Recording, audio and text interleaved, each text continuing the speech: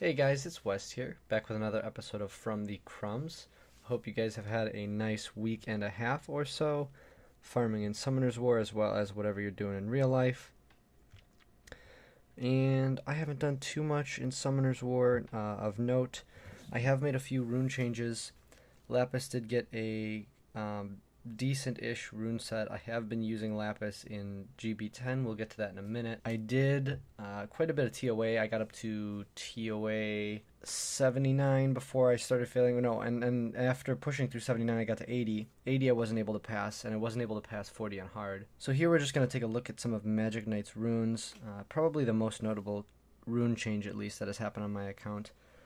Her HP is sitting right around 19,000, speed at 150, accuracy a little bit under 45%. I wish the accuracy could have been higher. I would like a little bit more reliability in giants with her skills. I do know that the harmful effect rate increases on 2, but I'm probably not going to spend any skill ups on getting the 10% harmful effect rate. Next we'll talk about Megan. Megan has had, I think, a very small speed upgrade, a little bit more effective HP, if I remember correctly. Still waiting for a better slot 4 with some speed, which is good. It means our Megan can still improve for a little while, because once we have about 15, 16 speed on all of our runes, getting rune improvements is going to be significantly harder. Speaking of speed, we're going to go over and talk about Bernard, and the big reason why I took him out of my Giants team.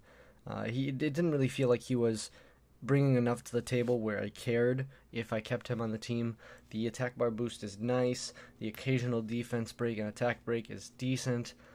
He does help a little bit with survivability on the boss stage, but you can't really rely too much on it, since even with 100% accuracy, he would still get resisted by the mid boss. So I didn't see any reason to bring him over an additional damage dealer, and that's where Magic Knight comes in. Magic Knight completely replaces Bernard. She has 2 different forms of AoE attack bar reduction. She has an extra defense break on 2 with 3 chances at a 50% rate each. So I wouldn't say reliable, but it's a backup defense breaker that sometimes comes in clutch situations. It helps me take out the mini boss a little bit quicker. She also has significantly more damage output than Bernard, which helps me clearing waves as well as clearing the mini boss, because as some of you may know, the mini boss stage essentially determines the speed of your runs, because wave clearing trash isn't extremely hard. Wave clearing the mid boss takes a long time, because landing debuffs to him is significantly harder than landing debuffs on the crystals, for example. Next we'll talk about Sigmaris. Sigmaris' big change was me just plussing up his runes to plus 15. So his slot 4 and his slot 2 are now plus 15. So you'll notice his attack is about 400 higher. His crit damage is about 25%, whatever, higher. Which means his damage output's a little bit better. I did remove some crit rate for this rune. I moved around some runes, of course, just so that I could increase his crit damage and his attack percentage, because that was really important. You don't really need more than 85% crit rate per se. I know it's a water dungeon, so I could utilize all the way up to 100%, but since his third skill scales off of max HP, I would much rather have higher crit damage so that I could do a little bit more damage to the boss stage. As you may note, Megan still has my runes. I did, in between the weeks, shift the runes onto Galleon, and I was running Galleon in my GB10 team, replacing Megan altogether. He does greatly increase damage output, but he is not max skilled yet. I have been feeding him Devilmon, and of course I fed him those 2 Galleons before when I turned him into a 6-star. But of course he still needs, 2 more skill ups, I believe, 3 more skill ups. So it will be a little bit longer until I can start worrying about any other monsters or worrying about putting him into any teams. Fire Day came, and I did awaken my Spectra as well as my Vertihil. Vertihil is not on a real build. This was something purely filler that I, with throwaway Swift Blade I had in my box. Spectra is likely not going to get ruined now that I have the Vertihil, or at least not anytime soon. I would like to use him eventually in TOA and TOA hard, but I'm not extremely stressed about that. I'm mostly worried about Giants progression. Of course, Brett is going to get runes very shortly. I do have plenty of unallocated despair runes that are decent. I have some here that roll decently well, I believe. I have some accuracy on this one. I have plenty with potential speed rolls that I have just sitting around. speed and accuracy on some of these. So nothing to write home about, but everything, everything that Beretta needs essentially. At least the bare minimums for TOA. Speaking of TOA, we're going to go ahead and talk about my my progress before. TOA did reset last night at 9 p.m., but prior to that, I was able to get up to here, which was stage 80, where the light and dark scroll drops. No, stage 90 is where it drops. Huh. No, I was at stage 80 down here where the crystals drop. I believe that was the Poseidon stage, and that was the TOA normal stage that I just couldn't pass. I didn't have the rune quality to get past it. My monsters weren't strong enough. They were a little bit too slow. The debuffs weren't consistent. They were constantly getting resisted, even with the 45% and above accuracy on all my units. I believe it was mainly because I didn't have enough crowd control. I didn't have enough attack bar reduction, and if I brought Magic Knight didn't have enough survivability to apply enough attack bar reduction to really make a significant difference. In TOA Hard, I made it up to stage 40, which was the Jamire stage. The Wind Dragon is quite annoying. The adds that come with it, the monsters on either side of him, do a really good job of protecting him. I believe that's the Reviver team with the Kraka, the Dark Hell Lady, and that it's a really annoying monster to deal with, as well as the 2 Zyros, if I remember correctly. But I just couldn't power through it. It is TOA hard, so I wasn't going to push my luck and waste any crystals, especially with the reset coming on its way anyways. I'm not too worried. It's nice to have all these extra awards that are going to be coming in. I'll probably at least get up to the Devilmon today, just in TOA normal. And I probably won't even touch TOA hard today. I guess now we'll talk about some farming stuff. So here we have Giants. This is my current Giants team. As I did mention, I took out Bernard for Lapis. I really do like this change as it increases my damage and my consistency, as well as it helps the survivability of Sigmaris. And I'll let this run go ahead while I explain it. So, in my experience, Sigmaris does not have enough damage to one-shot the waves, as you can see there. What Magic Knight does is bring an extra AoE to help take down the crystals that Sigmaris isn't able to kill with his AoE skill. This also reduces the attack bar of the golems occasionally, and very frequently it decreases the attack bar of the crystals. And the crystals are usually the main source of your team wiping if they get stun locked. And so to really help explain it, I'm going to give a scenario to you. Hopefully we see it. We're probably not going to. Sometimes at the mid boss or even at a trash wave, you'll have the water golems AoE stun your entire team. The crystals will go, your team will get back up. By then the water golems go again, the AoE stun your team again, and when the crystals go a second time, your team is pretty much wiped because the ignore defense damage. By reducing the attack bar, Magic Knight effectively prevents that kind of thing from happening, or reduces the chances of it happening, because that's often why my Sigmaris would die before the boss. Most of the time now, and I want to say by most I mean about 90% of the time in the 50 runs that I've tested this and really paid attention in the last 2 days, this is not failed, or at least Sigmaris has not died, and that's what I mean by a failure. As actual run fails, I think I've only seen 1 or 2. It's very infrequent, and it's only when everything fails, when everything when Vero chooses not to land his dots, and Lapis doesn't attack bar reduce the boss, and nobody strips the attack buff.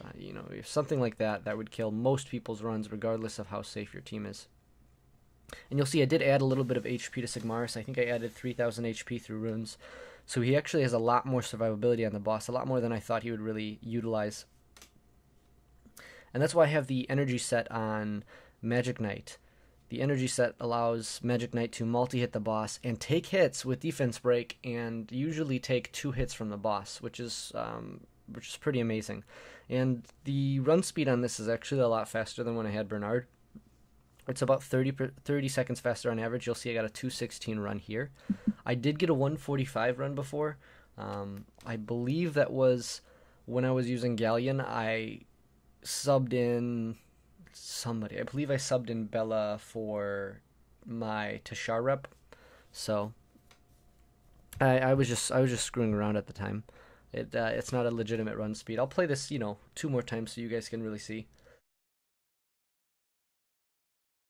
I'm really impressed um, with the quality of my runs, especially because it's not as much about the speeds as it is the efficiency.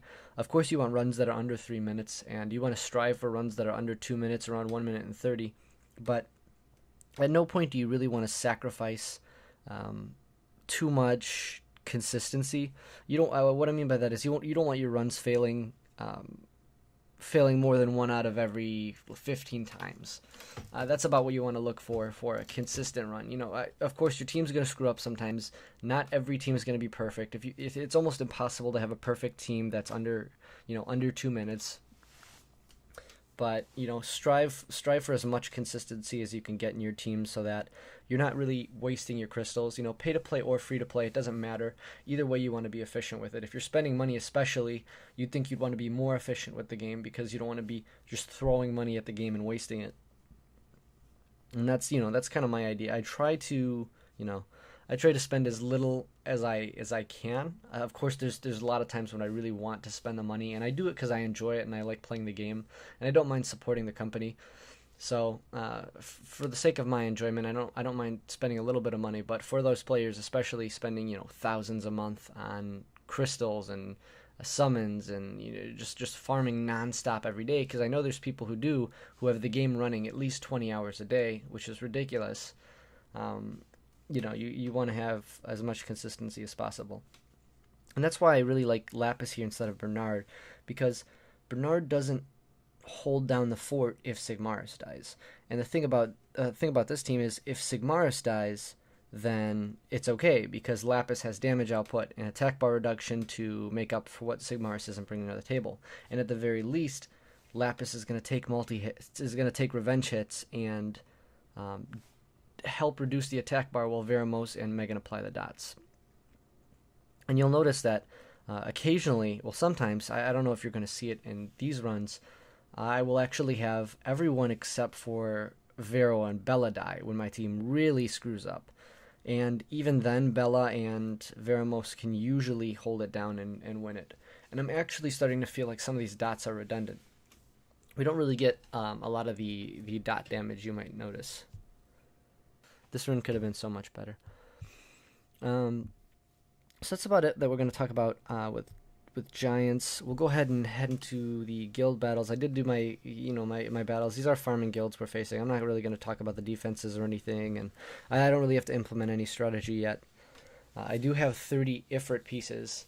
I thought I would note that. I'm really, really getting hyped. I don't really care which Ifrit I get. I'm just excited to get a Ifrit because all of them can be utilized in different places in my progression. Of course, Amir, amazing Giants monster. Tessarian, amazing everywhere. He's, Arena, Guild Wars, and also a lot in TOA. There's a lot of monsters in TOA you don't want to deal with without Oblivion. And then, of course, Theomar is the ultimate damage dealer that everyone really wants. So that's about it for that. TOA, like I said, I'm going to be grinding up just high enough to get my Devilmon. That's going straight to Galleon. There haven't been any real rune drops lately. I'll run through really quick and see if there's anything of note. I have a few decent runes like this, and I know some people are like, oh, what the hell is that? It's garbage. I really like runes like this for most of my damage dealers that I'm going to be running in any of my dungeon teams, which is all I'm focused on in the game right now. I do want HP. I try to get as much HP as I can on Sigmarus so that Sigmarus can survive, because it's really important that your damage dealers do the damage, because if they're dead, they're useless. It doesn't matter how much attack they have. So same thing with Lapis. That's why Lapis is on a attack HP build, is because I really like the survivability that the HP brings, and it helps when you get when the crystals ignore defense and do damage to your team. So I am looking for a lot of HP and stuff like that from runes. I think most of my decent runes have been blade runes so far. This one's a really nice rune. It's got pretty good speed, good crit rate, and And I have a lot of these. I have a lot of these really, really good blade runes that I've been keeping. I've been saving them for a second attacker because I really like Lapis on Fatal Energy with the survivability and the attack bar reduction. However, I really want to incorporate some other damage dealer that has better multipliers and better base attack. Lapis's damage output is good, but it's mediocre. It's really mediocre at best. The wave clear is not where it should be. I would much prefer someone with real or greater damage output than Magic Knight is what I'm trying to say.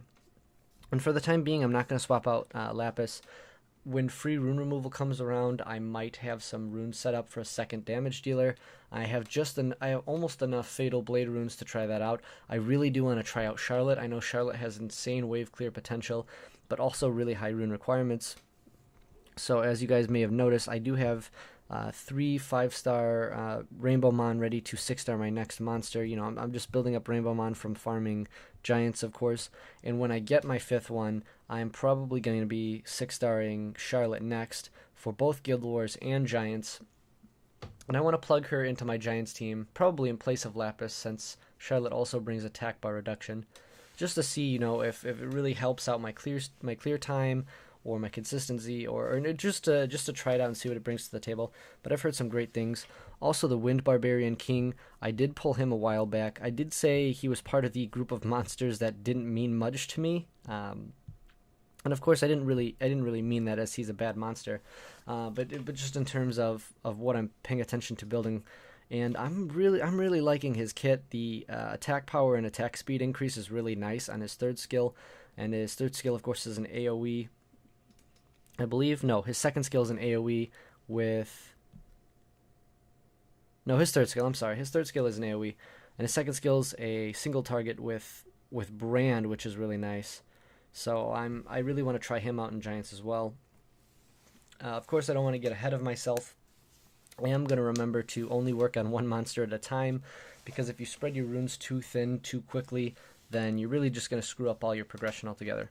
So that's about it. Plans for the future, like I said, just going to be Giants finishing up TOA.